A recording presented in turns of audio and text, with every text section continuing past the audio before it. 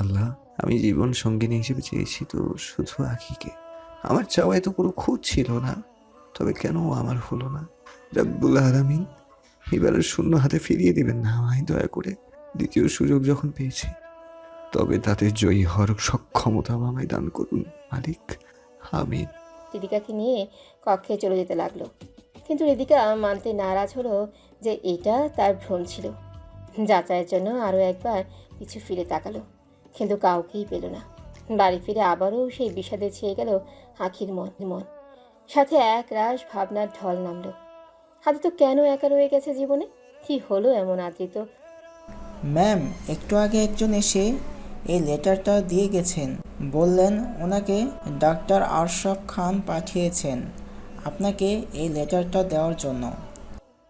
আর doctor সানিয়ার মধ্যে যে ওরা আলাদা হয়ে গেল, তারাই কেন একসাথে থাকছে না? কেন? কিছুই ভেবে পাচ্ছে না আঁখি। শুক্রিয়া আল্লাহ, আপনি সর্বশক্তিমান, পরম দয়ালু। আমার চাওয়া এত জলদি পূরণ করে দেবেন কখনো ভাবিনি। শুক্রিয়া মাবুদ। জবাবটা তাকে জানতেই হবে। ভাবনার দখল পেরিয়ে ঘুমের দেশে তলালো অবশেষে আঁখি। ভোর হওয়ার পূর্বে ঘুম ভাঙল তার। ফজরের আজান ভেসে আসলো কানে। উঠে নামাজটা আদায় করে নিল। মোনাজাতে চাইলেও আজ বেশ জিনিস। আসসালামু আলাইকুম ডক্টর আখি। আরে ইন্সপেক্টর জিসন, আপনি?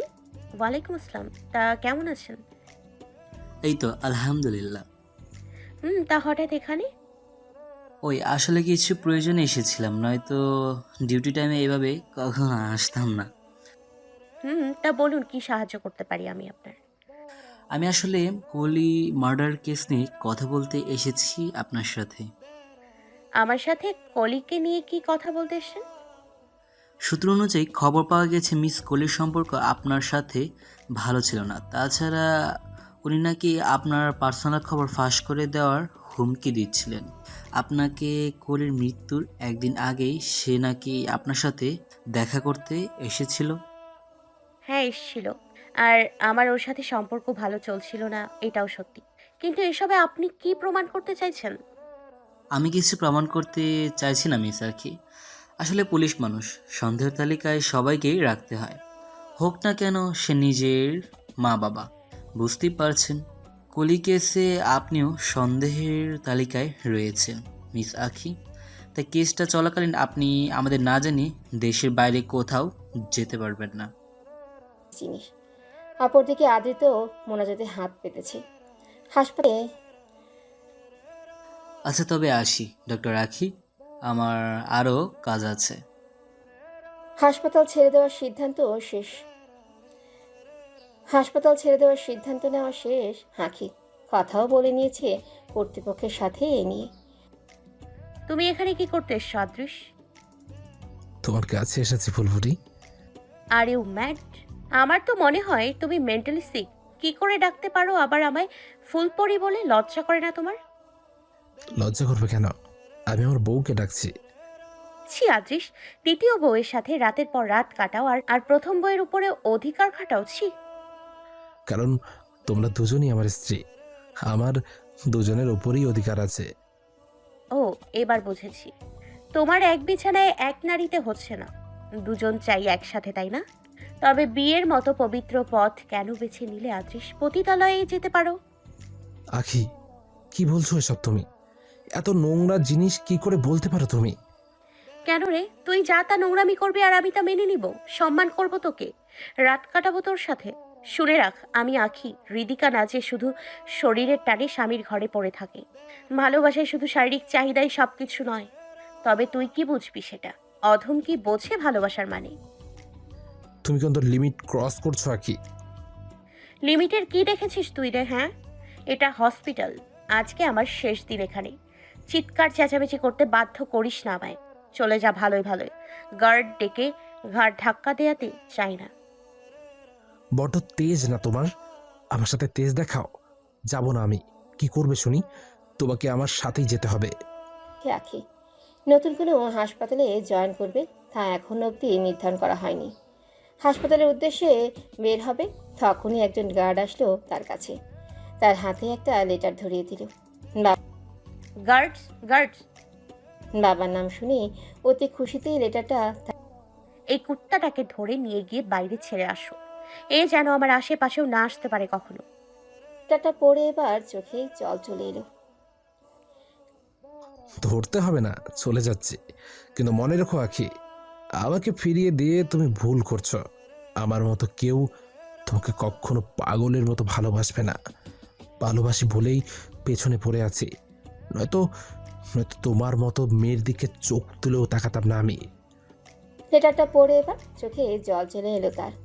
আকাশের দিকে তাকিয়ে বলল, লেটারটাতে আশরাফ খান নিজেকে লেটারটাতে লেটারটাতে আশরাফ খান নিজের মেয়েকে ওনার হাসপাতালে জয়েন হবার প্রস্তাব পাঠিয়েছেন। কে ভুল করছে বা করেছে এখন না হয় বলা বাদ দিলাম, কুত্তা, সময় তোকে বলে দেবে। চোখের সামনে থেকে দূর হতো এবার। পস্তাবে তুমি আখি। মন আত্মহারা হলো। হাসপাতালে চলে আসলো আখি। বসেছিল ক্যাবিনে। তখনই ইন্সপেক্টর জিসান তোমাদের কাজে কেন রেখেছি? আমার কেবিনে কেউ কিভাবে ঢুকে যায় তোমরা থাকতে? প্রবেশ করলেন সেখানে। আখি কি বলবে কিছুই ভেবে পাচ্ছে না। চুপ করে জিসানের দিকে তাকিয়ে আছে। জিসান আবার বলল। জিসান চলে গেলেও আখি আবার নিজের কাজেই মন দিল। কিন্তু হঠাৎ কেবিনে প্রবেশ করলো আদৃশ। আদেশের আগমনে বেশ বিরক্ত হলো আখি। ধুয়ে কুচকে জিজ্ঞেস করলো, আখির দুই হাতের বাজু আদৃশ নিজের দু হাতে চেপে ধরে কথাগুলো বললেই আখি তাকে ধাক্কা দিয়ে নিজের থেকে ছাড়িয়ে নেয়। আর তার গালে কষিয়ে একটা থাপ্পড় মেরেই গর্জে ডেকে ওঠে তার গার্ডদের। গার্ডেরা ছুটে আসে সাথে সাথেই। গার্ডেরা আদৃশকে ধরতে এলে আদৃশ কর্কশ গলায় বলল, কথাটা কানে যেতেই অপর হাতেই আরেকটা থাপ্পড় আদৃশের অপর গালে বসিয়ে দেয় আখি। আদৃশ থাপ্পড়টায় বেশ রেগে এবার আখির দিকে এগিয়ে গেলে তার ঢালস্বরূপ তার দুই গার্ড সামনে চলে আসে। আখি এবার ঝাঁঝালো স্বরে এই উত্তর দিল। অগ্নিদৃষ্টিতে আখির দিকে তাকিয়ে কথাগুলো বলেই চলে গেল আদৃশ।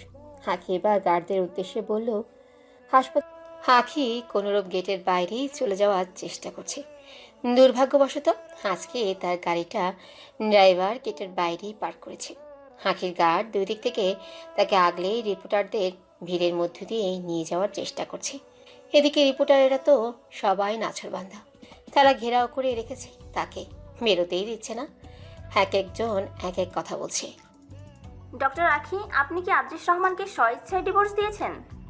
ডক্টর আখি, হৃদিকা নামের মেয়ের সাথে কি আদৃশ রহমানের বিয়ের আগ থেকেই অবৈধ সম্পর্ক ছিল? ডক্টর আখি, কিছু তো বলেন। আপনি এভাবে জবাব না দিয়ে গেলে কিন্তু সত্যটা চাপা থাকবে না। আমাদের আসল সত্যটা বলুন। আরে এ কি বলবে? হয়তো বা নিজেরই কোনো সমস্যা ছিল। আরে স্বামী কি আর সাধে বউ ছেড়ে অন্যত্র যায়? হয়তো বা নিজেরই কোনো অক্ষমতা আছে, নয়তো অন্য কোনো পুরুষের সাথে অবৈধ সম্পর্ক, তাই তো মুখ ঢেকে পালাচ্ছে। কথাটা কানে যেতে পা থামিয়ে নিল আখি। পাক ফিরিয়ে উল্টো হাতে একটা থাপ্পড় বসালো সেই রিপোর্টারের গালে। টাল সামলাতে না পেতে সে লোকটা দাঁড়ানো থেকে পড়ে গেল। সবাই হতবাক হয়ে চুপ করে দাঁড়িয়ে রইল। এবার আখি সবার উদ্দেশ্যে গর্জে উঠে বলল, আর কে কি জানতে চাও সামনে এসে বলো। সামনে এসো বলছি। ছি, এদেশের নাগরিক হিসেবে নিজেকে দাবি করতে আমার লজ্জা করছে। আপনারা এতজন শিক্ষিত লোক আমার কাছে এসছেন আমার স্বামীকে আমি কেন ছেড়েছি তা জানতে, যেখানে আদৃশের কাছে আপনাদের মধ্যে একজনও হয়তো এখনো যায়নি। আমি তাকে কেন ছেড়েছি বিষয়টা জানতে, কারণ আপনাদের একজন নারীকে হেনস্থা করতে ভালো লাগে। তার ভুল ত্রুটি খুঁজে বার করাই আপনাদের অন্যতম শখের একটা অংশ। সংসার ভেঙেছে, নিশ্চয়ই এতে নারীর কোনো ভুল ছিল। ধর্ষণ হয়েছে, নিশ্চয়ই এখানেও তারই কোনো ভুল ছিল। এমনি কেন একটা ছেলে তাকে ধর্ষণ করবে? আপনাদের তো শুধু মশলাদার খবর চাই। পীড়িত মেয়েদের পক্ষে কত কথা লিখে পত্রিকা ছাপাবেন, টিভিতে দেখাবেন, অতঃপর 6-7 দিন পর তার আর কোনো খোঁজ নেবেন না। সেই অপরাধীকে আদৌ কি ধরা হয়েছে বা তার শাস্তি হয়েছে তার কোনো খবর আর নেওয়া হয়ে ওঠে না আপনাদের। নারীদের নিয়ে খবর দিলে খবর বেশি ভাইরাল হবে, আপনাদের লাভ হবে, নাম হবে বেশি, তাই তাদেরই হেডলাইনে রাখতে চান সব সময়, কিন্তু তাদের সম্মান করতে চান না। অ্যাকচুয়ালি অশিক্ষিতদের তো ছাড় দেয়াই যায়, কিন্তু আপনাদের মতো শিক্ষিতদের এসব কর্মকাণ্ড বেশি খারাপ লাগে। ছি, জানতে চান না? আমার স্বামীকে আমি কেন ছেড়েছি? কারণ ও আপনাদের দলেরই একজন ছিল। নারীদের প্রতি বৈষম্য রোধ করার চিন্তা মাথায় রাখলেও নিজের প্রথম স্ত্রীকে হাতের মুঠোয় দমিয়ে রাখতে চেয়েছেন সে। এমন স্বামীকে ছেড়ে দেয়াতে খুব কম জিনিস প্রাণে মেরে ফেললেও কষ্ট দূর হবে না আমার মনের। সবাই হতভম্ব হয়ে দাঁড়িয়ে আছে। হাকির এমন কার্যকলাপ আর জবাবে কেউ যেন আর কোনো কিছু বলার সাহস জোটাতে পারল না। হাকি গাড়িতে উঠে চলে গেল। আদিত ডক্টর আশরাফ খানের প্রস্তাবে রাজি হয়ে গেছে। আগামীকাল থেকেই সে ওনার হাসপাতালে জয়েন হবে। বিছানায় বসে ল্যাপটপে কিছু কাজ করছিল, তখন ফোন বেজে উঠল তার হঠাৎ। রিঙ্কি নামটা দেখে বেশ বিরক্ত হলো আদ্রিত। একবার ফোন কাটলে আবারও কল আসলো। এভাবে 10তম বার ফোন উঠালো আদ্রিত। রিঙ্কি আলাদি করে বলল, কি আদ্রিত ডিয়ার, ফোন কেন উঠাচ্ছিলে না? কোথায় আছো তুমি? বাংলাদেশে গিয়ে তো ভুলেই গেছো আমায়। আমেরিকায় থাকতে কখন মনে করতাম তোমায়। বিড়বিড় করে কথাটা বললো আদ্রিত। কি বললে তুমি? কেন ফোন করেছো সেটা আগে বলো। তোমাকে খুব মিস করছিলাম, তাই ফোন করলাম। কবে ফিরছো বলো? আমি আর আসবো না, দেশেই থাকবো, ভালো থেকো। কথাটা বলে ফোন কেটে দিল আদ্রিত। রিঙ্কিকে আর কিছু বলার সুযোগ না দিই। এদিকে আদিত্যের মা তার কক্ষে আসছিলেন, তখন দরজার বাইরে থেকে কথাগুলি স্পষ্ট শুনতে পাননি, যাতে খুশিতে আত্মহারা অবস্থা হয় ওনার মুহূর্তেই। আখি আজ অনেক বিরক্ত। ইচ্ছে করছে সব কিছু ছেড়ে দূরে কোথাও পালিয়ে যেতে, যেখানে থাকবে না কোনো দুঃখ, গ্লানি, কোনো দুশ্চিন্তা, কোনো পিছুটান। জীবনটা এমন কেন হলো আখি? কত সুন্দর ছিল সেই শৈশব, যেখানে ছিল না কোনো হতাশা, কোনো দুশ্চিন্তা। চোখ বন্ধ করলেই যে প্রশান্তির ঘুম ছেয়ে যেত চোখ জুড়ে। আর এখন রাতের পর রাত নিদ্রাহীন কাটাতে হয় হাঁকিকে। খুব করে ইচ্ছে করছে হাঁকির আবারও সেই শৈশবে চলে যেতে, বাবা মায়ের কোলে আহ্লাদে করে শুয়ে থাকতে, যা চাইলেও এখন করতে পারবে না হাঁকি। মন বড় অস্থির। মা বাবা সন্নিকটে থাকতে চায় এবার হাঁকির মন। আশরাফ খানের প্রস্তাবে সাথে সাথে সম্মতির খবর পাঠিয়ে দিয়েছে ওনার কাছে। তাকে আশরাফ খান 2 দিন পরে জয়েন হবার জন্য বলেছেন। কিন্তু আখি বাবার পাশে যাওয়ার ব্যাকুলতা হাস হয়ে উঠতে পারছিল না, তাই আগামীকাল থেকেই জয়েন করার আর্জি রাখলো, যাতে মানা করলে না আশরাফ খান। মেয়েকে দেখার অধীর এক আগ্রহ যে ওনার মনেও সুপ্ত আছে। আদ্রিস ক্ষিপ্ত মেজাজে বাড়ি ফিরল। উভয় গালেই আখি দেওয়া থাপ্পড়ের দাগ। বাড়িতে প্রবেশ করতেই দেখল হৃদিকা তার মায়ের পা ধরে কান্না করছে। তার মা হৃদিকাকে ছাড়ানোর চেষ্টা করছেন, কিন্তু পারছেন না। হৃদিকা কেঁদে কেঁদে বলছে, আমাকে আর মারবেন না মা, দয়া করে। আমি কখনো আর এমনটা করব না। আপনার পায়ের ধুলা হয়ে পড়ে থাকবো। আমাকে প্লিজ ঘর থেকে বের করবেন না। আদ্রিস ছুটে গিয়ে হৃদিকাকে ওঠালো। তার বাম হাতের উপরের বেশ জায়গা পুড়ে গেছে, গালেও আঙ্গুলের ছাপ। আদ্রিস বেশ অস্থির হয়ে জিজ্ঞেস করলো, কি হয়েছে রিদিকা? কই কিছু না তো। তুমি কখন আসলে? তুমি রুমে যাও, আমি আসছি। কি হয়েছে রিদিকা, বলবে তো? বলছি তো কিছুই হয়নি। কি হয়েছে রিদিকা, বলো না আমায়। হাতে সেবার বেশ রেগে গর্জে উঠে জিজ্ঞেস করলে। হৃদিকা বেশ কেঁপে উঠে বলল, আমি আজকে রান্না করে তরকারির পাত্র সরিয়ে আনছিলাম, কিন্তু হাত থেকে পিছলে পাত্রটি নিচে পড়ে যায়। তখন পাশে সুব্রতা ভাবি দাঁড়িয়েছিলেন, যার ফলস্বরূপ ওনার পায়ের ওপর গরম কিছু তরকারি পড়ে আর ওনার পাটা অনেকটা চলে যায়। মায়ের জন্য আমাকে দোষী ভেবে আমার গালে থাপ্পড় মেরে বসেন, হাতে গরম তরকারি বাকি অংশ ঢেলে দেন। প্লিজ তুমি এসব নিয়ে কোনো কথা বলো না। তুমি রুমে যাও। এসব আমরা শাশুড়ি বউয়ের বিষয়, তুমি মাঝখানে এসো না। বাবা আমি কিছুই করিনি, ও মিথ্যা বলছে। তুই জানিস আমি কেমন মানুষ। এই জন্য তো আমার বিশ্বাস করতে কষ্ট হচ্ছে যে এসব তুমি করেছ। ছি মা, আমি সবসময় তোমাকে মা রূপে আদর্শ মানতাম, কারণ তুমি কখনো আমার আর ভাইয়ের মধ্যে যেমন ভেদাভেদ করনি, তেমনটা আঁকি আর ভাবিকেও একই দৃষ্টিতে দেখেছ, নিজের মেয়েদের মতো আদর করেছ।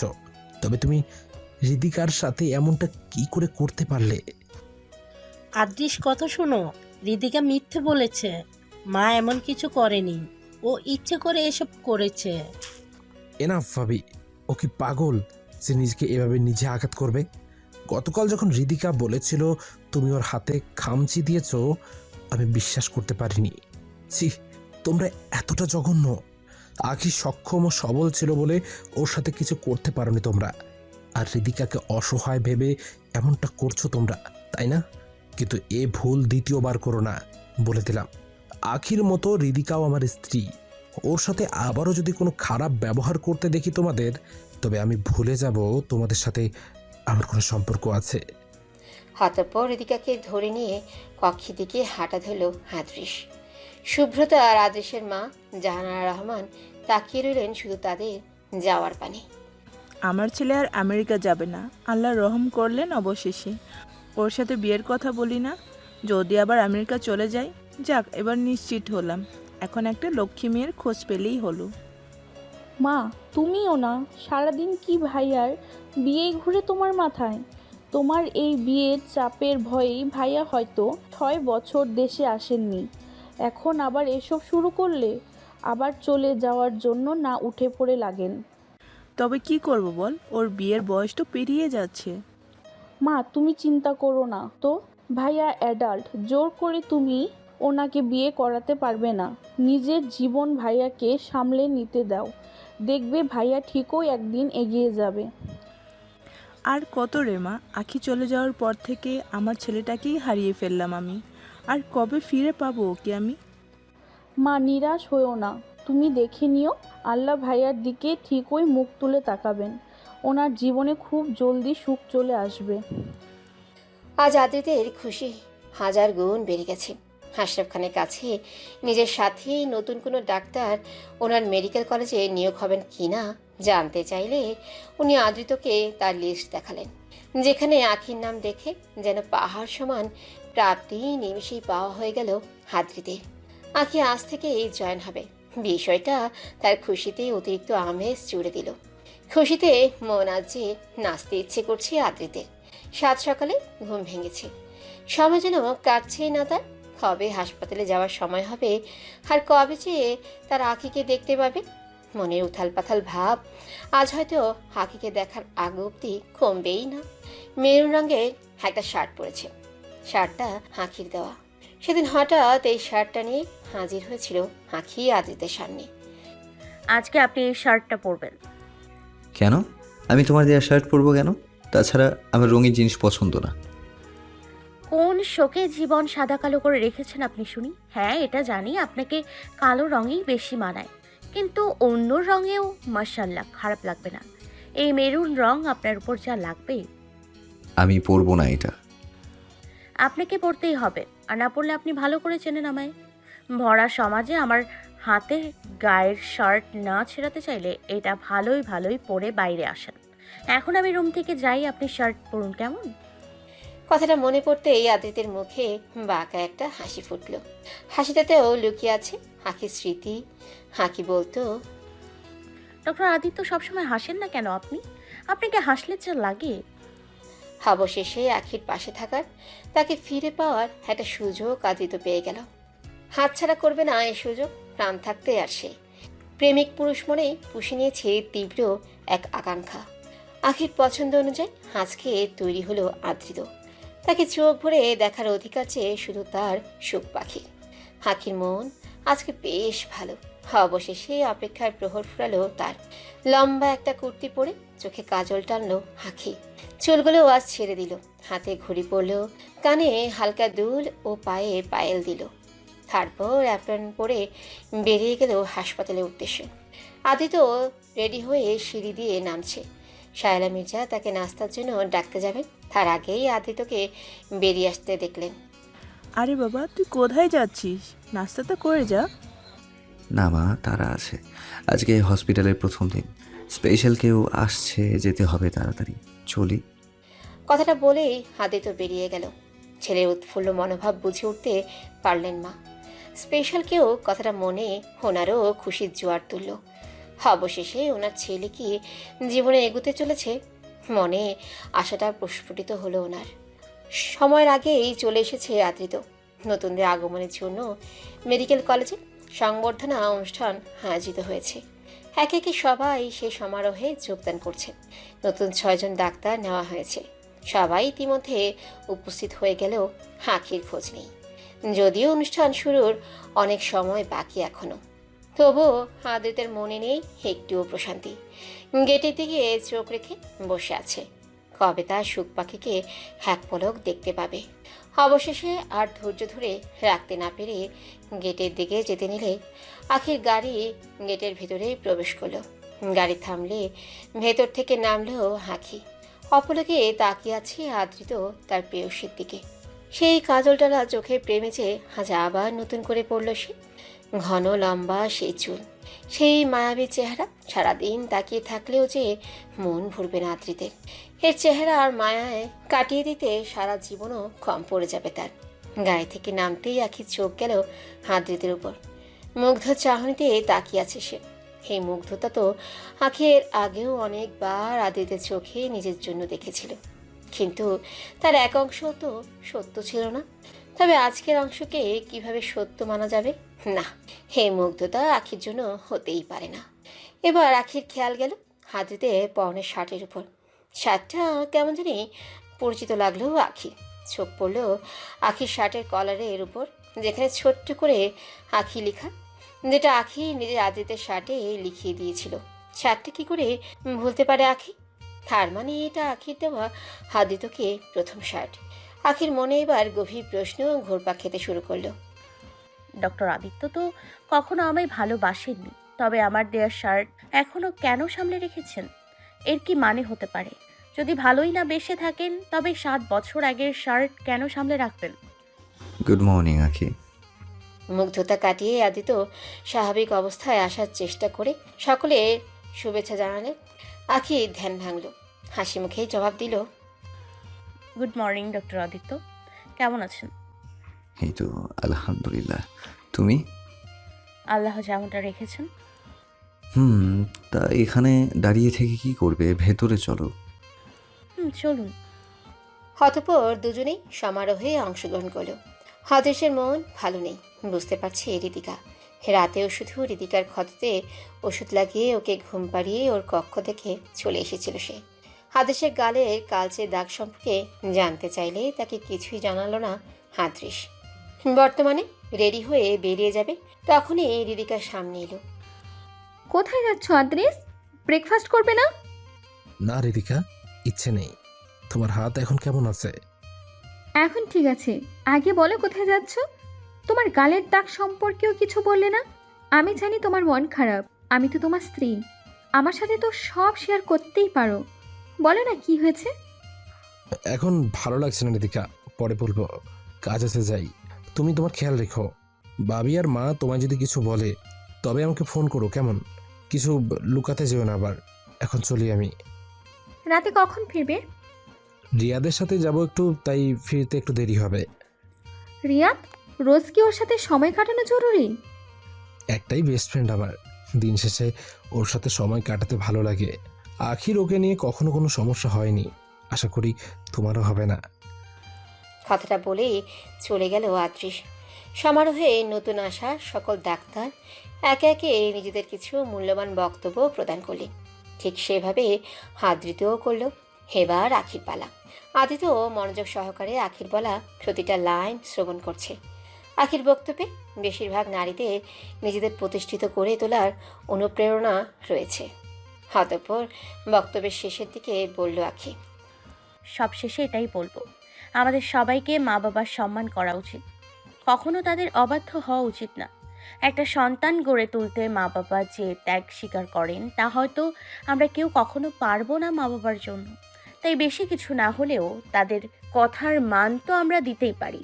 জানি না অন্যরা কিভাবে, কিন্তু আমার মতে যতই শিক্ষিত হয়ে যাওয়া যায় না কেন, মা বাবার দোয়া ব্যতীত জীবনে সফলতা কখনোই আসে না। কমতিটা একদিকে হলেও থেকেই যায়। ভালো থাকুক পৃথিবীর সকল মা বাবা, এটাই কামনা। আবার আসসালামু আলাইকুম সবাইকে। মেয়ের শেষের বক্তব্য হৃদয় নাড়ালো আশরাফ খানের। মেয়ের অনুতপ্ততা অনুভব করতে পারলেন উনি তার বক্তব্যের শেষে বলা প্রতিটা অক্ষরে। আজকে প্রথম দিন, তাই নতুন কাউকে কোনো কাজ দেওয়া হয়নি। সবাই যার যার মতো সবার সাথে পরিচিত হচ্ছে। ঘুরে হাসপাতালটা দেখে নিচ্ছে, আঁখিও দেখছে, আবার মন ভরে হাসপাতালটা। বাবার করা হাসপাতাল, নিজে ডাক্তার হলেও বাবার এই কলেজে পড়েনি সে। বাবা কখনো চাননি কেউ বলুক নিজের মেয়ে বলে নিজের প্রতিষ্ঠান থেকে তাকে ডাক্তারি পাশ করিয়ে দেওয়া হয়েছে। কেউ তার মেয়ের যোগ্যতায় কলঙ্ক মাখুক তার সুযোগ উনি কখনো কাউকে দিতে ইচ্ছুক ছিলেন না। তাই অন্য বড় মেডিকেল কলেজে পড়িয়েছেন উনি মেয়েকে। তবে হাসপাতালটায় আঁখি অনেকবার এসেছে। এখানে জমে আছে আঁখির আদ্রিতের সাথে কাটানো কত স্মৃতি। আঁখি এখানে আসতোই আদ্রিতকে পেরেশান করতে। কথাটা ভাবনায় ধরা দিতেই মুচকি হাসলো আঁখি। কত না বিরক্ত করতো সে আদ্রিতকে।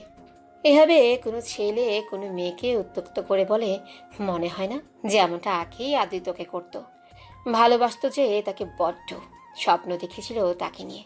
তাদের বিয়ে হবে, দুটো গোলুমোলু বাচ্চা হবে, একটা ছেলে একটা মেয়ে, দুজন মিলেই দুজনকে মানুষ করবে, কত শত খুনসুটি বাঁধাবে একে অপরের সাথে। তবে দিন শেষে ভালোবাসায় ভুলিয়ে দিবে মনের সকল মনোমালিন্যতা। কিন্তু কিতে কি হয়ে গেল? সব কিছুই যদি সত্যি স্বপ্নের মতো সহজে সাজানো যেত তবে জীবনটা নিশ্চয়ই বিষাদময় হতো। কিন্তু বাস্তবতা অনেক কঠিন, তা মানিয়ে নেওয়া দুর্বত্ত হলেও এটাই সত্য। কলেজের পেছনে একটা মাঠ, মাঠের এক কোণে একটা বড় আকারের বটগাছ, তার নিচে বসার জন্য উপযুক্ত জায়গা বানিয়ে দেওয়া আছে। আঁখি সেখানে বসে ভাবনার জগতেই বিচরণ করছিল। তখন হঠাৎ এসে আদিত্য তার পাশে বসলো।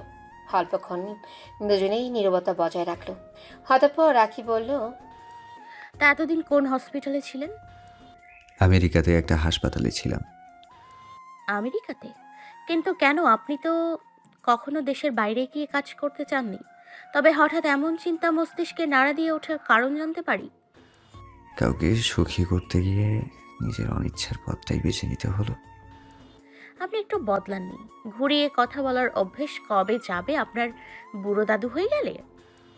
তুমিও তো একটুও বদলাওনি, খবরদারি করার অভ্যেস যায়নি।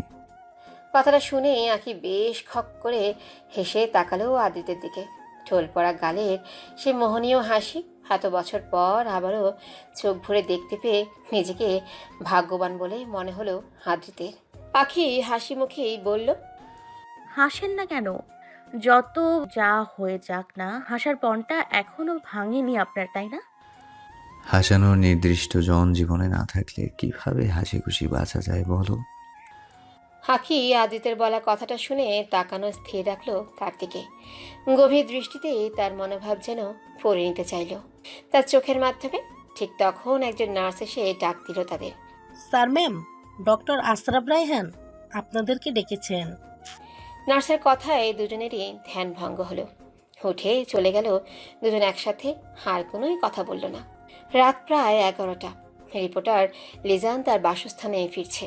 বাড়ির সরু রাস্তা দিয়ে নিজের বাইকে চড়ে যাচ্ছে সে। মাথায় আটছে হরেক রকমের কুবুদ্ধি। আখির থাপ্পড়ে জবাব সে দিয়েই ছাড়বে। এত বড় অপমান সে সহজে মেনে নিবে না।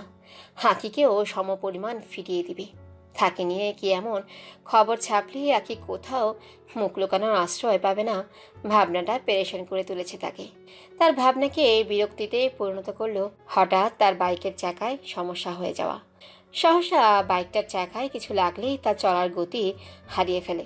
লিজান পড়ে যেতে নিলে কোনোরূপ ভারসাম্য ধরে রাখে। বাইক থামিয়ে রাস্তায় কিল পড়ে থাকতে দেখে। রাস্তায় এত কিল পড়ে থাকতে দেখে বেশ ঘাবড়ে যায় লিজান। এটা কারো কোনো বিছানার জাল নয় তো ওর বিরুদ্ধে? রাস্তাটাও বেশ জনশূন্য।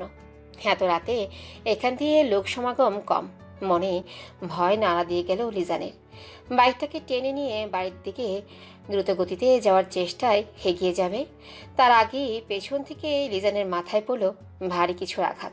মাথায় হাত দিয়ে পাক ফিরতেই হুড়িয়ালাকেও তার বুক বরাবর একটা ধারালো ছুরি পুরোটা ঢুকিয়ে দেয়। লিজান চিৎকার করে মাটিতে পড়ে কাতরানো শুরু করেছে। হুড়িওয়ালা যে ব্যক্তি এবার হাঁটু গেড়ে তার সামনে বসে তার বুক থেকে এক টান দিয়ে ছুরিটা বার করলো। নিঃশ্বাস ধরে আসা কণ্ঠে খাপন্ত ঠোঁটে খুব কষ্ট সহকারে তাকে প্রশ্ন করলো লিজান, কে তুমি? আমাকে কেন মারছো? প্লিজ আমাকে মেরো না। অতঃপর সাথে সাথে ছুরিটা লিজানের কপাল বরাবর ঢুকিয়ে দিলে লিজান সাথে সাথেই মৃত্যুবরণ করলো। তার পাশেই রক্ত ভিজে যাওয়া মাটিতে সে অজ্ঞাত ব্যক্তি বড় বড় অক্ষরে লিখে দিল প্রমত্ত অঙ্গনা নামটি। রাত প্রায় 1টায় ফিরল আদৃশ বাড়িতে। কাজের মেয়ে রহিমা দরজা খুলে দিল আজ। এখন তো রোজ রীতিমা দরজা খুলে দেয় তার জন্য। আজ কোথায় সে? উত্তরের আশায় আদৃশ জিজ্ঞেস করলো তাকে, রিদিকা কোথায়? জানি না স্যার, অনেকক্ষণ ধরেই তো দেখিনি। আমি দেখছি। আদৃশ রিদিকার খোঁজে তার কক্ষের দিকে গেল, কিন্তু কক্ষের কোনো প্রান্তেই রিদিকাকে খুঁজে পেল না সে। কক্ষ থেকে বেরিয়ে যাবে তখনই রিদিকা হুটহাট প্রবেশ করলো সেখানে। আদৃশকে দেখে কিছু অস্বাভাবিকতা থাকলেও স্বাভাবিকভাবে প্রশ্ন করার চেষ্টা করলো। আদ্রিস, কখন এলে তুমি? এই তো এলাম। তুমি কোথায় ছিলে? ছাদে ছিলাম। এত রাতে ছাদে কি করছিলে? ওই তো তোমার অপেক্ষা করছিলাম, সময় পার হচ্ছিল না, তাই ভাবলাম ছাদে গিয়ে ছাদ দেখা যাক। রাত 1টা, হাতিতে ঘুম আসছে না, বারবার আখির স্মৃতি মনে ভাসছে। সারাদিন আখির সংস্পর্শে কাটিয়ে এসো যে মনটা ভরে ওঠেনি তার। আখির সাথে কথা বলতে বড্ড ইচ্ছে করছে। আখির কথা ভাবতে ভাবতে গিয়ে হোয়াটসঅ্যাপে ঢুকলো। সুখ পাখি নামে নিচে অনলাইন লেখা দেখে মুখে এক চিলতে হাসি ফুটল তার। আজ 6 বছর পর সেই নাম্বারে আবারও মেসেজ পাঠানোর জন্য প্রস্তুত হলো আদৃত। আসসালামু আলাইকুম লিখে সেন্ড করবে। এর আগেই অপর পাশ থেকে মেসেজ আসলো, আসসালামু আলাইকুম ডক্টর সাহেব। আখির তরফ থেকে মেসেজ পেয়ে আশ্চর্য হলো আদৃত। তাড়াতাড়ি জবাব দিল, ওয়ালাইকুম আসসালাম। কি করছো হিটলার? আপনার কথা মনে করছে ল। আদৃত কথাটা জবাবে অবাকত্বের ইমোজি দিলে আখি তার বদলে হাসির ইমোজি দিল। আদিত ভালোই জানে আখি এসব মজা করছে। আদিত আবার জিজ্ঞেস করলো, তা ঘুম রেখে এত রাতে অনলাইনে কি করা হচ্ছে জানতে পারি? ঘুম না আসলে যা হয় আর কি, টাইম পাস। তা আপনি কি করছেন? আমার কথা মনে করছেন না তো? রসিকতার ছলে বলল আখি কথাটা। উত্তর দিল আদৃত, হতেও পারে। কখনো সম্ভব না। কেন? 7 বছর আগে যা হয়নি তা 7 বছর পরে হবে, উক্ত আশা রাখাটা বোকামি হবে না? এমনটাও তো হতে পারে আশাটা না করা বোকামি হবে। ভালোবাসার মানুষ চিন্তিত আখি সারা জীবন বোকামি করে আসছে, আগামীতে আর করবে না। নির্দ্বিধায় থাকতে পারেন। ভালো থাকেন। শুভরাত্রি। অতঃপর আর দেরি না করে আখি অফলাইনে চলে গেল। পুরনো সে ক্ষতগুলো মুহূর্তেই জাগ্রত হয়ে গেল তার। ফোন রেখে দীর্ঘ নিঃশ্বাস ত্যাগ করে ঘুমানোর চেষ্টাতে মন দিল। আদৃত ক্ষিপ্ত হলো নিজের উপর। ধুর, কই আখি নিজে থেকে কথা বলছিল আর আমি ওকে মানসিক একটু প্রশান্তি দেওয়ার বদলে উল্টো ওর মনটাই খারাপ করে দিলাম। আখি ঠিকই বলতো, আমি নিরামিষ, মেয়ে পটানোর নামে আসলে ঢ্যাঁড়স। তখন ওর এসব কথায় বিরক্ত হলেও এখন দেখছি এটাই সত্যি। যে বয়সে লোক 2টা সন্তানের বাবা হয়ে যায় সে বয়সে আমি এখনো একজনের মনেই রাজত্ব করে উঠতে পারিনি। বিয়ে তো দূরেই থাক। ধুর, কি যে করি। বিরক্ত হয়ে ফোন রেখে দিল আদৃত। কি হয়েছে আদ্রিস? কিছু তো বলবে। তোমার গালের দাগগুলো কিসের ছিল? তোমার মন খারাপ কেন? আখির জন্য। আখিকে আনতে গিয়েছিলাম, তখন ও আমার সাথে কুকুরের মতো আচরণ করে। আমি ওকে সত্যি ভালোবাসি রিদিকা, কিন্তু কিন্তু ও আমার ভালোবাসার মর্ম দিল না। কি? ও তোমাকে মেরেছে? কি করে করতে পারে ও তা? সব আমার জন্য হয়েছে। আমি তোমাদের জীবনে না আসলে এমনটা হতোই না। আমি চলে যাব তোমাদের জীবন থেকে। দেখবে আখি ঠিকই ফিরে আসবে তোমার কাছে। আমার আর কি, কপাল পোড়া, যেভাবেই পারি বাকি জীবন কাটিয়ে নিব। আমি কাল সকালে নিচে যাব আখিকে আনতে। ঋতিকা কেঁদে কেঁদে কথাগুলো বললে আদৃশ তাকে বুকে টেনে নিল। তার মাথায় হাত বুলিয়ে দিয়ে বলল, না রিদিকা, অনেক হয়েছে। আর না, তুমি কেন নিজের সুখ ত্যাগ করবে ওর জন্য, যেখানে ও তোমার কথা ভাবতেও চায় না। ও আমাকে ছাড়া ভালো থাকতে চাইছে, তো ওকে থাকতে দাও। আমিও ওকে বেশি মর্ম দিতে গেছি। ও ডিভোর্স দেবে তাই না? ঠিক আছে, আমিও সাইন করবো সে কাগজে। যখন উপলব্ধি করবে সত্যি আমাকে হারিয়ে যাচ্ছে, তখন কেঁদে কেঁদে ফিরে আসবে আমার কাছে। আর যদি ফিরে না আসে? ও আসবে, আমি জানি। ওর মনে আমার জন্য সীমাহীন ভালোবাসা বিদ্যমান। যে আমার জন্য সব ছাড়তে পারে, সে আমাকে কখনো ছাড়তে পারে না, কোনো কিছুর বিনিময়েও না। আচ্ছা ঠিক আছে, এখন তুমি শুয়ে পড়ো। আমি দোয়া করব আঁখি যাতে ফিরে আসে। আমি এখন চলি। চলি বলে ঋতিকা যেতে নিলে আদ্রিস তার হাত ধরে নিল। কোথায় যাচ্ছ? আমার রুমে। তোমাকে যেতে হবে না। আঁখি নিজেই নিজের অধিকার হারিয়েছে। ফিরে আসলে ওর কক্ষ নিয়ে দেখা যাবে। বর্তমানে তুমি এখানে আমার সাথে থাকবে। কথাটা শুনে ঋতিকার চেহারাতে খুশির উজ্জ্বলতা ফুটে উঠল। জাপটে ধরল আদ্রিসকে, তার বুকে মাথা গুজল। চারিদিকে আখির নাম শোনা যাচ্ছে। প্রথমত রিপোর্টার লিজানকে পাবলিক প্লেসে থাপ্পড় মারার ভিডিও কেউ ভাইরাল করে দিয়েছে সামাজিক গণমাধ্যমে। হিটলার আখি নামে পরিচিতি পেয়েছে আখি, যাতে তরুণ তরুণীরা তার প্রশংসায় পঞ্চমুখ হচ্ছে। অপরদিকে সেই লিজানের অপ্রত্যাশিত মৃত্যু আখির উপর পুলিশকে আঙ্গুল তুলতে বাধ্য করেছে। টেলিভিশন খুললে খবরে আর ফোন হাতে নিলে সামাজিক গণমাধ্যম সব জায়গাতেই আখির বিচরণ। এসব বহুল চাপে আখির নিঃশ্বাস নিতেও যেন দুরূহ লাগছে। সত্যি আজ দূরে কোথাও চলে যেতে ইচ্ছে করছে আখির। ঘর থেকেও বেরোনোর কোনো মানসিকতা নেই বর্তমানে আখির। তবুও মন মানিয়ে হাসপাতালের উদ্দেশ্যে বেরোলো। আজকে বেশ সকালে বেরিয়েছে। আদ্রিসের ফ্রেন্ড রিয়াদ ওকে কিছু আর্জেন্ট প্রয়োজন বলে কফি শপে ডাকলো।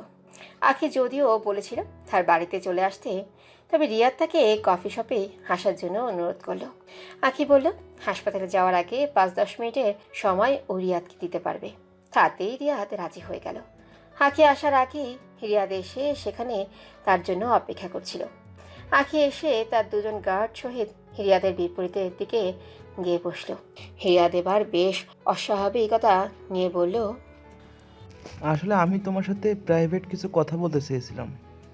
আখি রিয়াদের মনোভাব বুঝতে পেরে তার গার্ডদের একটু দূর হয়ে দাঁড়াবার ইশারা করলো।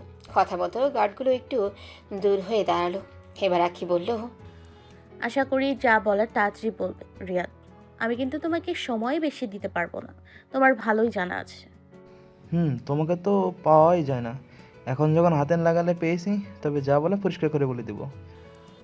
বলো কি বলবে। ওই বলছিলাম যে তোমার সাথে আদ্রিস এমনটা করবে কখনো ভাবিনি আমি।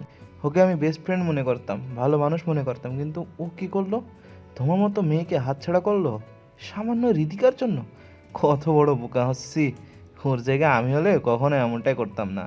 তুমি অ্যাডাল্ট, আত্মনির্ভরশীল, সাহসী, তার উপর সুন্দরী। এমনটা করার কথা হয়তো কখনো কোনো পুরুষ ভাবতো না, যেমনটা আদ্রিস করেছে। ওকে বন্ধু বলতেও লজ্জা হচ্ছে আমার।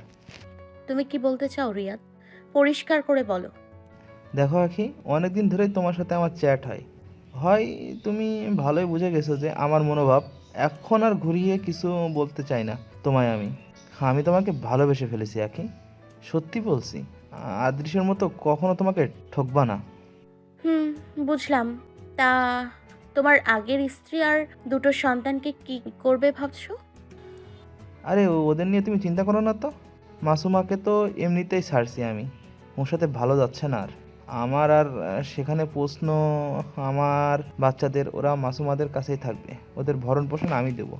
আমিও তো একজন উকিল, টাকার কমতি হবে না। তুমি জানোই ডিভোর্সের ব্যাপারটা, দেখে নিব।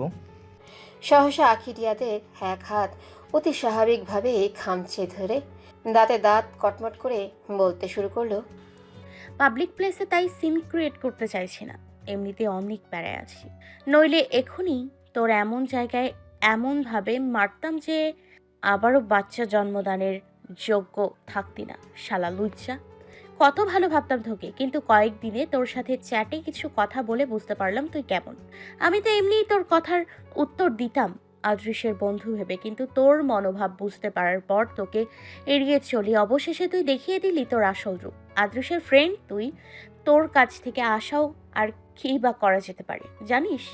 আমার মতে তোদের মতো পুরুষের উপর কোনো কেস না করে তোদের একদম প্রাণে মেরে ফেলা উচিত, নোংরা কোথাকার। আর যেন তোকে আমার সামনে না দেখি, নইলে আঁখি কি জিনিস দেখিয়ে দিব। কথাগুলো বলে আখি উঠেই চলে গেল। হাতে যন্ত্রণা হলেও রিয়াদ এত সময় দাঁত চেপে তা সহ্য করছিল। আখি চলে গেলে হাতের দিকে তাকালো। আখির নখগুলো বেশ ক্ষত করেছে তার হাতে, রক্ত বেরিয়ে গেছে এত সময়ে। আদৃশ ডিভোর্স পেপারে সাইন করার জন্য হাতে কলম নিয়েছে। সাইন করার জায়গায় গিয়ে যেন তার শক্তি জুটিয়ে উঠতে পারছে না সে সেই জায়গায় কলম বসানোর। কত কিছুর পর যে আখিকে সে নিজের করে পেয়েছিল, তাকে এত সহজে কেমনে হারিয়ে দেবে? না, আখি তো তার জন্য অসাধ্য এক সাধনা ছিল, যাকে সে তার বুকের চূড়ায় জায়গা দিয়েছে। তার সর্বাঙ্গে তো আখির বাস। হাজার ছেলে প্রেমিক হৃদয় ছুরি চালিয়ে জয় করেছিল সে আখিকে। তার আখির জড়ি দেওয়ার মতো নারী আর একটাও আদেশ কখনো দেখেনি। এমন এক রমণীকে হাতছাড়া সে কীভাবে করবে? না, ভাবতেই তো দম বন্ধ লাগছে আদৃশে। কী করবে সে? আদি তো ফোন করলো আখিকে। আখি গাড়িতে বসে আছে বেশ বিরক্তি নিয়ে। আদিত্যের ফোন আসলে সে বিরক্তি কিছুটা হলেও দূর হলো। আদিত্য এই যে প্রথম এবং শেষ ব্যক্তি যার কোনো কাজে কখনো আখি বিরক্তি আসেনি। ফোন ধরলো আখি। হ্যাঁ ডাক্তার সাহেব বলুন। আসছো হাসপাতালে? এখন তো সার্জনের সাথে প্রফেসর ক্লাসেও জয়েন করতে হবে, না আসলে পারি। তা আপনি আসছেন? ভুলে যাবেন না প্রফেসর, শুধু তুমি একা নও। তবে চলে আসুন প্রফেসর সাহেব। আসছি প্রফেসর সাহেবা, তা রাখি, হাসপাতালে দেখা হচ্ছে। ফোন কেটে দিয়ে বেশ খুশি মনে কক্ষের বাইরে বেরিয়ে আসলো আদ্রিত। আস্তে আস্তে তার আর আখির সম্পর্কে তিক্ততা দূর হচ্ছে। তার আর কে চাই? আখিকে ফিরে পাওয়ার কোনো পথ বাদ রাখবে না আদ্রিত এবার। ড্রয়িং রুমের সোফায় মিনি ড্রেস পরে বসে আছে রিঙ্কি। হেসিকা তাকে নানান রকম জেরা করছে। তুমি কি অস্ট্রেলিয়া থেকে এখানে এসেছো শুধু ভাইয়ার সাথে দেখা করবে বলে? হ্যাঁ, ও এতদিন থেকে এসেছে যা ওর নাম নিচ্ছে না, তাই ভাবলাম এসে ওর খোঁজ নিই। এমনি তো ফোনও ধরে না, তাছাড়া বাংলাদেশে কখনো আসা হয়নি। এক সুযোগে বাংলাদেশে দেখাও হয়ে যাবে, সেই ভাবনায় চলে আসলাম। আমার ছেলে আর যাবে না, আমি ওকে বিয়ে করাবো। তুমি যখন এসেছো 2 দিন ঘুরে চলে যেতে পারো। মা কি বলছো এসব? বাবা তুমি মাকে একটু বোঝাও, আমি ভাইয়াকে ডেকে আনি। শায়লা আর আরিয়ান মির্জা এক পাশে দাঁড়িয়ে আছেন। রিঙ্কিকে প্রথম দেখায় পছন্দ হয়নি শায়লা মির্জার। আরিয়ান মির্জা ওনার স্ত্রীকে বোঝানোর চেষ্টা করছেন। শাইলা, তুমি তো মেহমানদের সাথে কখনো এমনটা করো না, তবে ওর সাথে এমনটা করছো কেন? আরে দেখছো না, শেওলা গাছের পেটনি আসছে আমার ছেলের ঘাড়ে চড়বে বলে। কাপড় দেখো ওর। কি শাইলা, শিক্ষিত হয়ে এমনটা করছো? এটা আজকালকার ফ্যাশন। তাছাড়া ও আমেরিকায় বড় হয়েছে। গোল্লাম আর ওর তোমার ফ্যাশন। শিক্ষিত হলেই যে হাতের উপর কাপড় পরতে হবে এটা কোনো বইয়ে লেখা আছে? আমার মেয়েও তো শিক্ষিত, কই কখনো এমন কিছু পড়তে দেখিনি তো। আখিও তো ধনী বাপের একমাত্র মেয়ে ছিল, কখনো তাকে তো এমন কাপড় পরতে দেখিনি। ফ্যাশন করবে ঠিক আছে, সীমানার ভিতরে করলেই তো হয়। শরীর দেখিয়ে আবার কেমন ফ্যাশন? ইস, তোমাকে বোঝানোর ক্ষমতা আমার দাদারও নেই হয়তো। মা ছেলের মনের দড়ি ঘুরে ফিরে আখিতেই সীমাবদ্ধ। আর ওখানে থাকবেও সীমাবদ্ধ, কারণ আখির জায়গা নেওয়া ক্ষমতা যার নেই, লাগে একটা মেয়ের আখি। তাদের কথার ফাঁকে হাজিতো চলে আসলো সেখানে। রিঙ্কিকে দেখে অবাকত্বের সাথে বিরক্তি ভাব নিয়ে বলল, তুমি এখানে কি করছো? তোমার খোঁজে এসেছি, তুমি তো ফোনই ধরো না। দেশে কবে ফিরছো? আমি আমেরিকা যাব না, তোমার এখানে এভাবে আসাটা ঠিক হয়নি। এসেছো ভালো কথা, এখানে থাকো কয়েকদিন, বেরিয়ে যাবে। ইশিকা, ওর জন্য যে কোনো একটা গেস্ট রুম রেডি করাও। কথাটা বলেই চলে গেল আদ্রিত। শায়লা মির্জা মনে মনে অনেক খুশি হলেন। হাসপাতালে এসে একটা ক্লাস অ্যাটেন্ড করে নিজের ক্যাবিনে বসে আছে আখি। আদিতের বর্তমানে কোনো ক্লাস নেই, অন্য কাজও নেই তেমন, তাই আখির ক্যাবিনে চলে আসলো। May I come in Hitler? আরে ডক্টর সাহেব আপনি আসুন। তাই হিটলার ডাকটা কবে ছাড়বেন? হিটলারকে হিটলার ডাকবো না তো কি ডাকবো? কি হিটলারই করলাম আপনার সাথে আমি? তা তুমি ভালোভাবেই জানো। 6 বছর আগের কথাগুলো এখনো মনে নিয়ে বসে আছেন। এমনও তো হতে পারে হিটলার আখি এখন বদলে গেছে। হিটলার আখি কখনো বদলাতে পারে না। পরশু সকালেই রিপোর্টার লিজানকে ভরা সমাজে থাপ্পড় মেরে তাকে সঠিক জবাব দিয়ে এসে যদি আজ বলে সে বদলে গেছে, তবে কি করে মানা যায় বলো? আর কিছু কিছু লোক এমন আছে যাদের উপস্থিত মুহূর্তে সঠিক জবাব না দিলে তারা সায় পেয়ে মাথায় উঠে যায়, যা আমি কখনো মেনে নিই না। এটাই তো হিটলার আখি। আমার মতে প্রতিটা মেয়েকে তোমার মতোই হওয়া উচিত। বাহ ডাক্তার, নিরামিষও কারোর প্রশংসা করতে পারেন, আমি জানতাম না। এত বড় পরিবর্তনের কারণ জানতে পারি এবার? এটা কোনো পরিবর্তন না। মানুষ কখনো কখনো নিজের পছন্দের মানুষের খুশির জন্য তার রঙে রেঙে যায়। আবার ক্ষেত্রেও এমন কিছু মনে করতে পারো। তা সেই মানুষটা কে জানতে পারি? আছে একজন যাকে খুব করে চাই আল্লাহর কাছে রোজ মোনাজাতে। আখির চোখে গভীর চাহনি স্থির রেখে মনের গহীনে লুকানো সত্য যেন তাকে বোঝানোর চেষ্টা করে গেল আদিত। আখিও অপলক চাহনিতে তাকিয়ে আদিতের মুখে না বলা সত্য তার চোখের মধ্য দিয়ে বোধগম্যে নেওয়ার সম্ভবপর চেষ্টা করতে লাগলো, যেখানে নিজের জন্য অসীম ভালোবাসার গভীরতাই খুঁজে পাচ্ছে আখি, যার হয়তো কোনো শেষ নেই, তবে তাতে বিশ্বাস করে ওঠার সক্ষমতা নেই তার। বড্ড অস্বাভাবিক অনুভূতি হলো আখির এতে, তাই আদিতের উপর থেকে চোখ সরিয়ে নিল। ক্যাবিনে তখন প্রবেশ করলো ইন্সপেক্টর জিসান। তার ফোর্স সহিত আখি বেশ অবাক হয়ে জিজ্ঞেস করলো তাকে, আর ইন্সপেক্টর জিসান আপনি? হ্যাঁ আমি ডক্টর আখি, আপনার সাথে কিছু দরকারি কথা ছিল, বসতে পারি? হ্যাঁ অবশ্যই।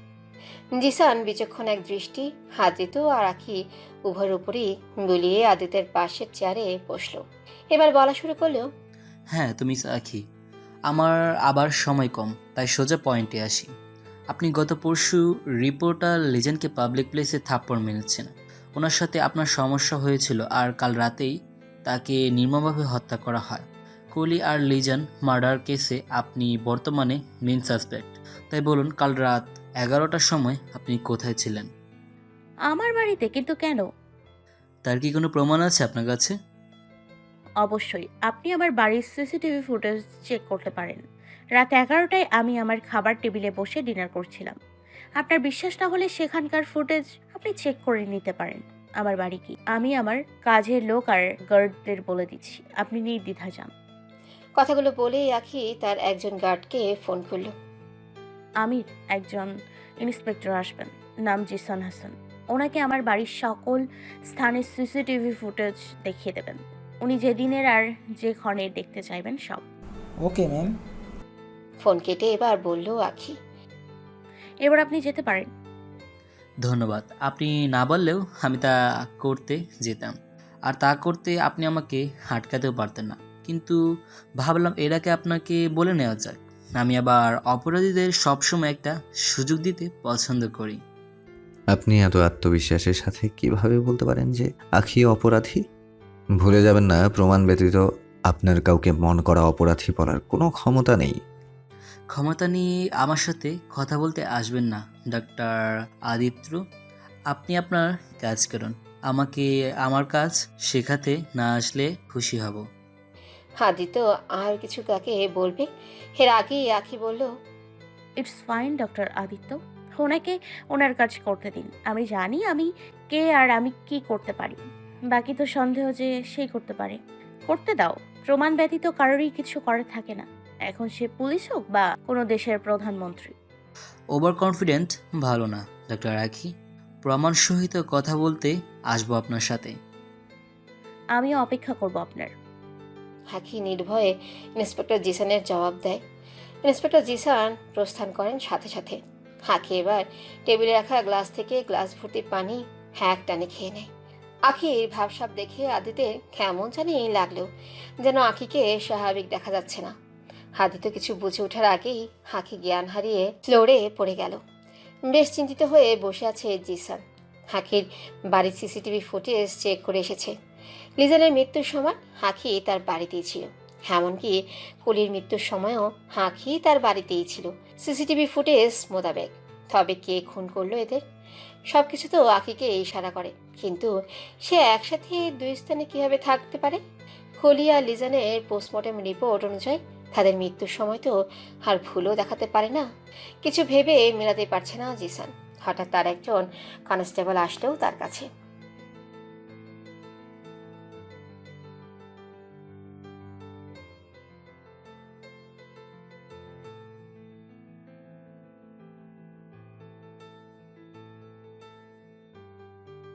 কথাটা শুনে অনেক আশ্চর্য হলো জিসান। কনস্টেবলের হাত থেকে ফাইলটা নিয়ে নিলেও টান দিয়ে। ফাইলটা খুলে কৌতূহল ও মনোযোগ সহকারে পড়তে শুরু করলো। ফাইলের লেখাগুলো পড়ার পর বাকরুদ্ধ হয়ে গেল ইন্সপেক্টর জিসান। 13 বছর আগে একজন পুরুষ খুন হয়েছিল, যার লাশের পাশে প্রমত্ত অঙ্গনা নামটা পাওয়া যায়। তারপর আরও 15টা খুন হয়, সব কয়টা লাশের পাশে একই নাম ছিল। কিন্তু আলাদা বিষয়, এই সকল লাশের পাশে প্রমত্ত অঙ্গনা নামটা লেখা থাকার সাথে কয়েকটা বাক্যও লেখা ছিল, সেগুলো এই ফাইলে এত বিস্তারিতভাবে দেওয়া না থাকলেও জিসান লক্ষ্য করলো আলাদা একটা বিষয়। 6 বছর আগে যখন একজন পুরুষের খুন হয়েছিল, তখন তার লাশের পাশে প্রমত্ত অঙ্গনা লেখাটার সাথে লেখা ছিল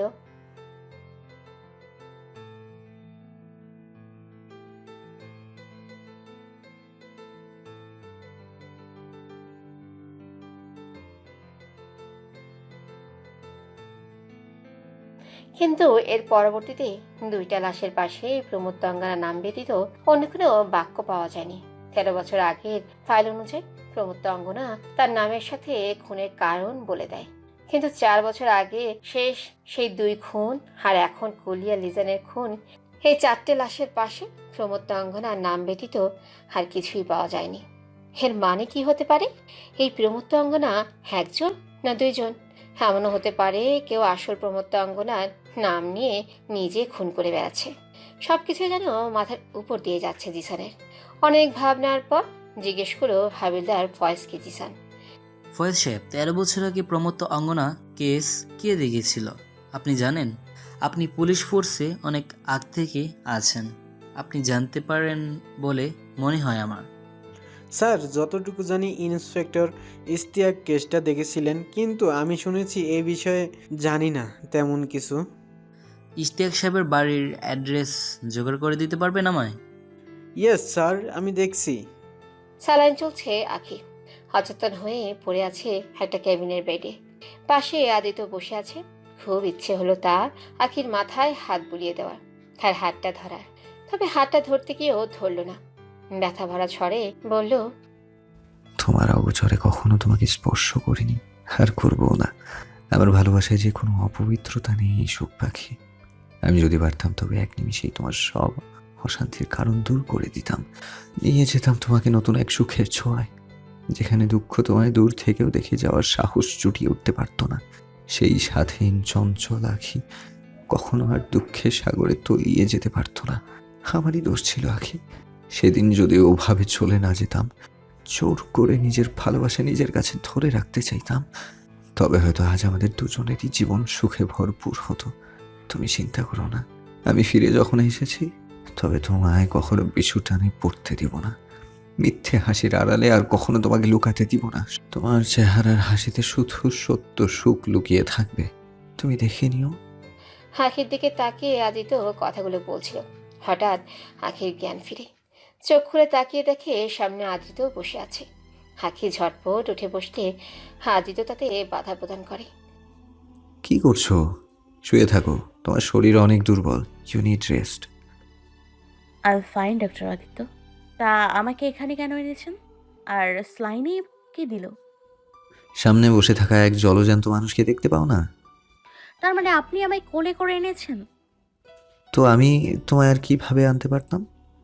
তাই বলে আপনি আমাকে না বলে আমার অগোচরে আমায় কোলে নেবেন? প্রয়োজনে নিয়েছি আখি, এমন ভাব করছো যেন আর কখনো নেইনি। এক সময় নিজে থেকেই কোলে চড়ার ধান্দা করতে, যখন তখন, আর এখন খেপে উঠছো। একসময় উঠতাম বলে আপনি আমায় রোজ কোলে নেবেন এখন? আর তখন আমি 18 বছরের তরুণী ছিলাম, আর এখন 25 বছরের ম্যাচিওর একজন নারী। তাছাড়া আমাদের সম্পর্ক এখন আলাদা। কোনো বইতে লেখা আছে 18 বছরের মেয়ে কোলে উঠতে পারবে না, 25 বছরের নারী পারবে না? আপনি খুব বেশি লজিক খুঁজছেন বলে মনে হয় না? তুমি খুব বেশি লজিক দেখাতে চাইছো বলে মনে হচ্ছে না?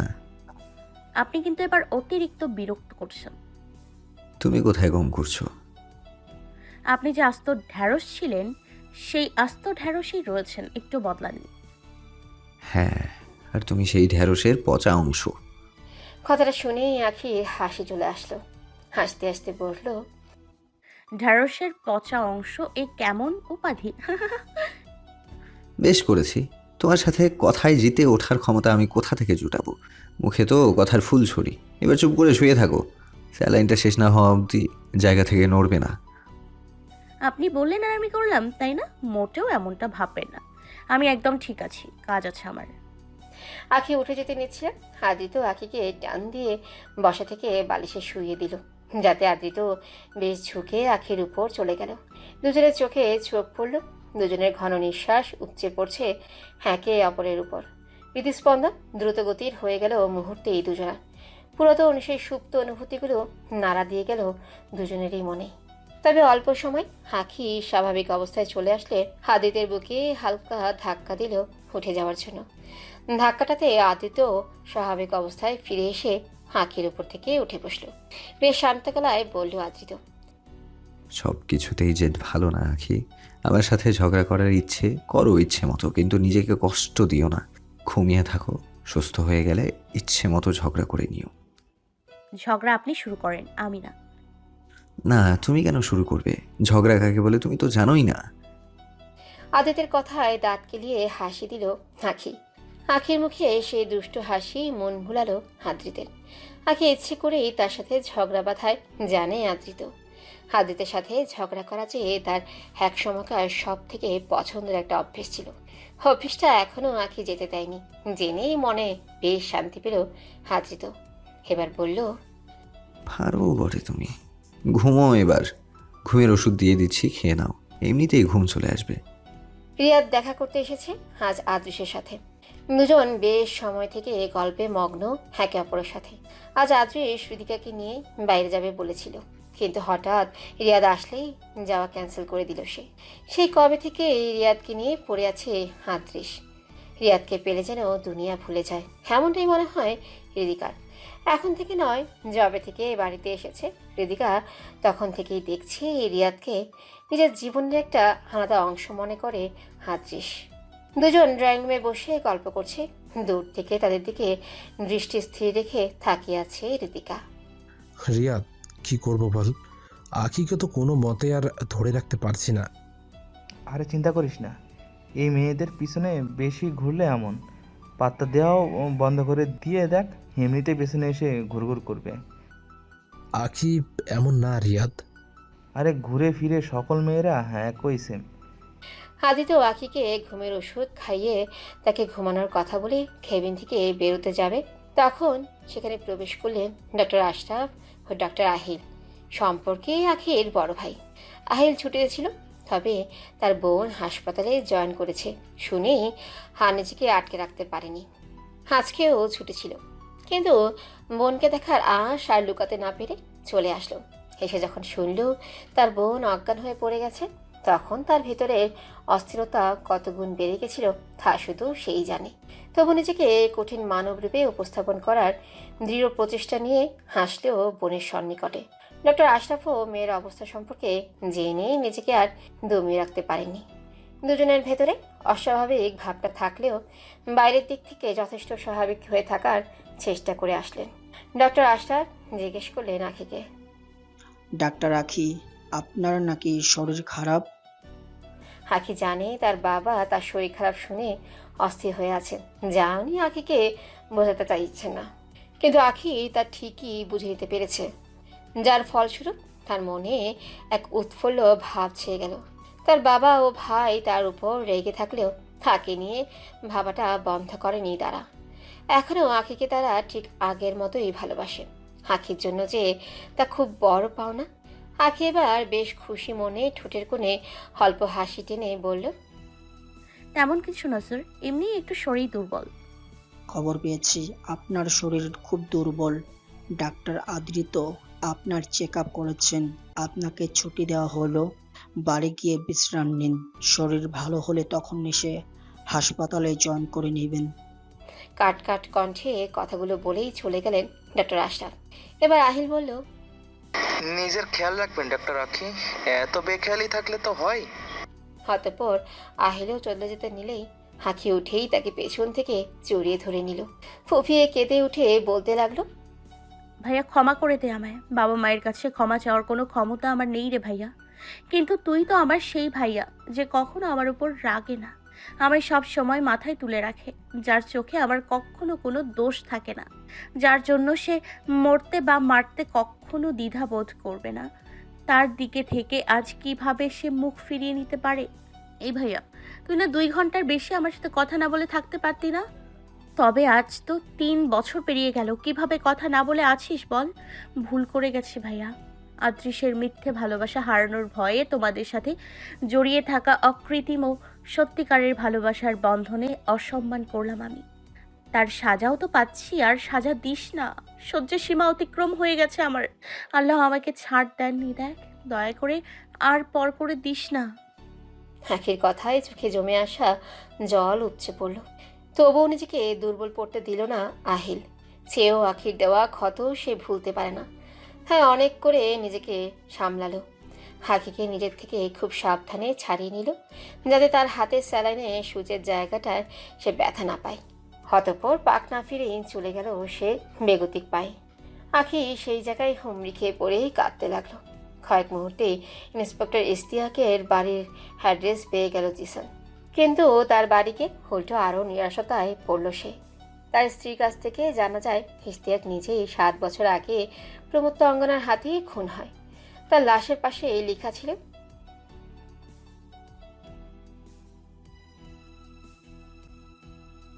তার স্ত্রী জুলেখার কাছ থেকে আরও জানা যায় ইশতিয়াক একজন চরিত্রহীন লোক ছিল। মেয়েদের কোন নজরে দেখত সে। অনেক নারীর সাথেই তার অবৈধ সম্পর্ক ছিল। স্ত্রীকে অনেক মারধরও করতো সে। তার একটা ছেলেও আছে। স্ত্রীর যাওয়ার কোনো জায়গা না থাকায় সব কিছুর পরেও স্বামীর ঘরে পড়ে থাকতো। কিন্তু ইশতিয়াকের হঠাৎ মৃত্যু হয়। তার স্ত্রী এতে অনিশ্চয়তায় পড়ে যান, নিজের আর ছেলের ভবিষ্যতের কথা ভেবে। অতঃপর এর কয়েকদিন পরই একটা কোম্পানি থেকেই ওনার জন্য জব অফার আসে। অথচ উনি এসবের কথা কখনো ভাবেননি। উনি এসএসসি পাস হওয়ায় কোম্পানিটাতে পিওনের পোস্ট পান উনি। তার সম্পূর্ণ সেই কোম্পানির উদ্যোগে। উনি আজও এর পিছনের কারণ খুঁজে বের করতে পারেনি। কোনো কোম্পানি কেনই বা নিজে থেকে এসে ওনাকে জব অফার করবে। কিন্তু সব মিলিয়ে নিজের জব আর স্বামীর পেনশনের টাকায় ভালোই যাচ্ছে জুলেখার দিন। তবে প্রমত্ত অঙ্গনের সম্পর্কে আর কিছুই জানা নেই জুলেখার। জিসান কিছুই ভেবে বের করতে পারছে না। কে এই প্রমত্ত অঙ্গনা? চাই কি সে? ইন্সপেক্টর ইশতিয়াককেও মেরে ফেলেছে। এবার সে 13 বছর আগের কেসটা সম্পর্কে জানবে কি করে? আখির স্যালাইনের সুচ এর জায়গা খুব ভালো করে দেখছে আদৃত। সুচটা জায়গায় বিচ্যুত হয়েছে কিনা আখি অপলকে দেখে যাচ্ছে তাকে। আদৃত কত খেয়াল করছে তার। একটু আগেই তো ফ্লোর থেকে সযত্নে তুলে তাকে বেডে বসালো, মুছে দিল তার চোখের জল। এবার কত যত্ন সহকারে তার পরিচর্যা করছে। কেন হাতি তো যেমনটা করে এমন যত্ন এমন দরদ তো হাদি তো সেই বছরখানিক আগেও দেখাতো আখিকে। কিন্তু তখন যখন এসবের কোনো মানেই ছিল না হাদিদের কাছে, তবে এখন কিভাবে কোনো মানে থাকবে? সত্যি কি হাদি তো শুধু মনুষ্যত্ব থেকে আখির জন্য এমন করে? এবার আখি মুখ ফুটিয়ে জিজ্ঞেস করে বসলো, কেন আমার জন্য এত করেন আপনি? সবাই তো ছেড়ে চলে গেছে, আপনিও চলে যান। কেন আছেন আমার পাশে? বেঁচে থাকতে কখনো তোমায় ছেড়ে যাবো না আখি। চাই না আমার কাউকে। যখন পাশে থাকার ছিল তখন তো ছিলেন না, আর আজ যখন একা বাঁচতে শিখে গেছি তবে আজ আসছেন পাশে থাকতে। কথাটা বলেই আখি 2 হাতে মুখ ঢেকে কাঁদতে লাগলো। হাদি তো এবার তার মাথায় সহানুভূতিময় হাত রেখে বলল, ভুল করেছিলাম আমি, যার মাসুল আমায় দিতে হয়েছে প্রতিটা ক্ষণে। সে ভুল আর দ্বিতীয়বার করবো না আখি, কথা দিলাম। আদিতের কথা পুরো হতে না হতে আখি জাপটে ধরল তাকে, মুখ গজলো তার বুকে।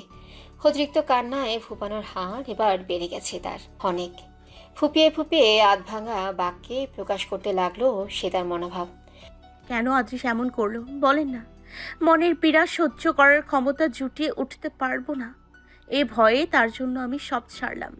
তবে সে কেন আমার জায়গায় অন্যকে বসালো? কেন বলেন না? কি কমতি ছিল আমার মধ্যে? কেন আজ আমি একা হয়ে গেলাম? কেন? এই ভুলের কি কোনো ক্ষমা নেই? বলেন না ডক্টর আদিত্য। আখির বলা প্রতিটা অক্ষর আদিতের বুকে গিয়ে যেন তীরের ন্যায় আঘাত করছে। আখির কান্না দুমড়ে মুচড়ে দিচ্ছে তার হৃদয়। যার চোখে কখনো জল সহ্য করতে পারে না, আজ তার জল থামানোর জন্যই কোনো বাক্যই খুঁজে পাচ্ছে না আদৃত। তবে আদর্শকে ইচ্ছে করছে তার শেষ করে দিতে।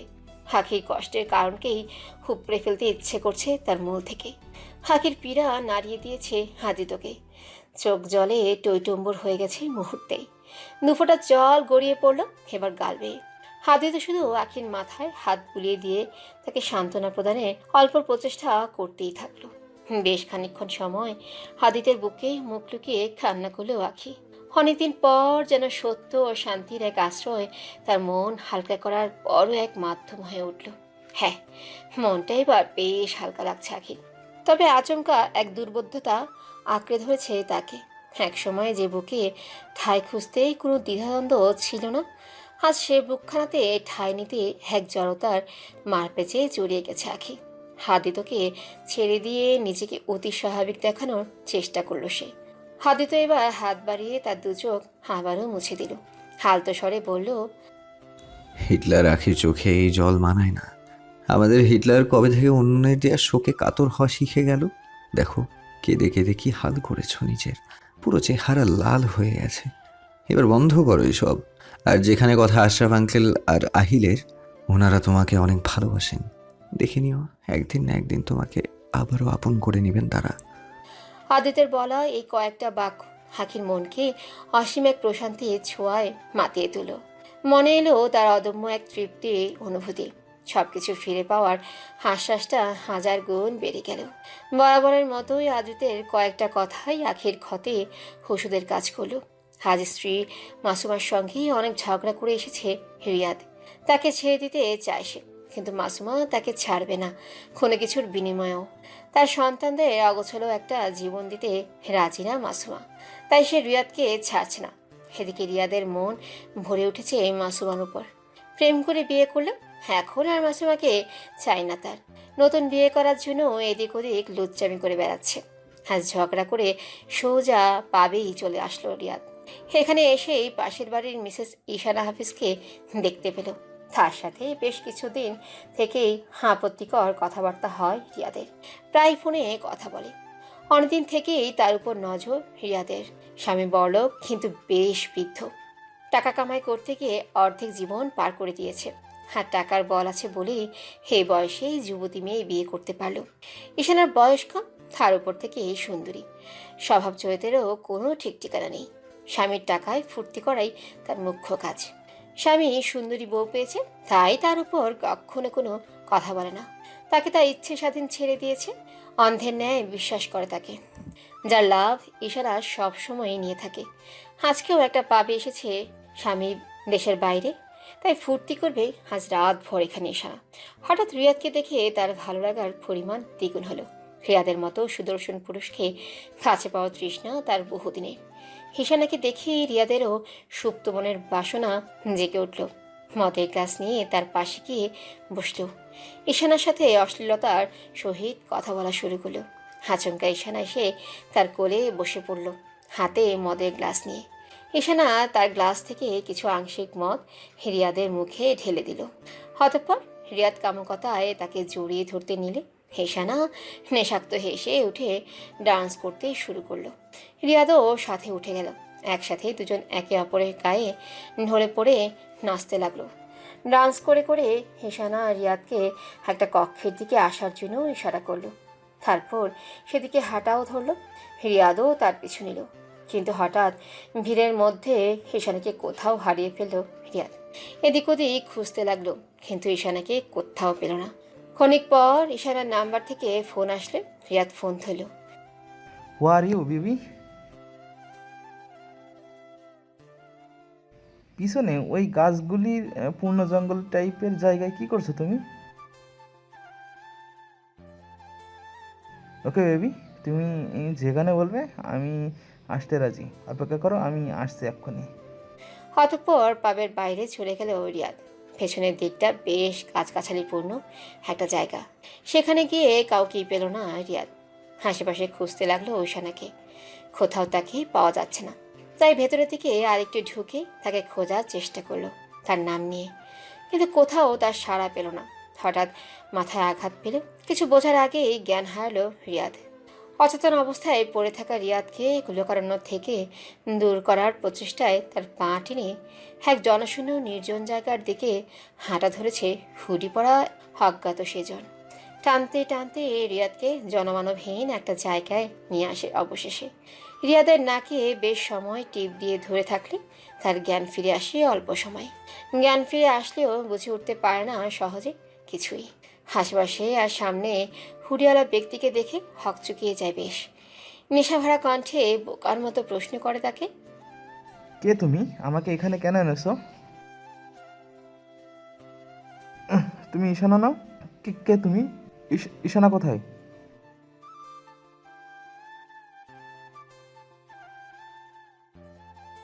কি যাতা বলছো? কে তুমি? আমাকে এখানে এনেছো কেন বলো? দেরি না করে সাথে সাথে রিয়াদের বুক বরাবর ছুরি ঢোকাতে গেলে রিয়াদ নিজেকে বাঁচাতেই পাশে সরে যায়, যাতে ছুরির আঘাত রিয়াদের পেটে পড়ে। রিয়াদ আটকে উঠে যন্ত্রণায়, তবুও নিজেকে বাঁচানোর চেষ্টা ছাড়ে না। অজ্ঞাত ব্যক্তি আবারও তার বুকের দিকে ছুরি ধরলে রিয়াদ ধাক্কা দিয়ে তাকে ফেলে দিল আর ছুটতে শুরু করলো। রিয়াদ লোকারণ্যের খোঁজে ছুটছে, চিৎকার করে লোক ডাকছে তাকে বাঁচানোর জন্য। প্রমত্তা অঙ্গনা নামের অজ্ঞাত সেজন তার পিছন ছুটছে, মনে যে নেই তার কোনো ভয়। রিয়াদের শেষ যেন আজ না দেখেই যাবে না। রিয়াদকে সে বেশ ভেতরে নিয়ে গিয়েছিল, যার ফলস্বরূপ রিয়াদ এত ছুটেও লোকারণ্যই খুঁজে পায়নি এখনো। তাছাড়া নেশাতে ভরপুর শরীরে অতিরিক্ত দৌড়াবেই বা কেমনে?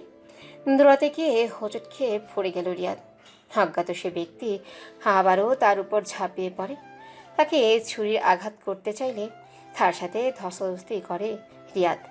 এবারও সরে যেতে সক্ষম হলো, যাতে ছুরির আঘাত রিয়াদের পায়ের দিকটায় পড়ল। রিয়াদ আবারও নিজেকে ছাড়াতে পারল। সে অজ্ঞাত ব্যক্তির দাপট থেকে কোনোরূপ তাকে ধাক্কা দিয়ে উঠে পালাতে লাগলো রিয়াদ।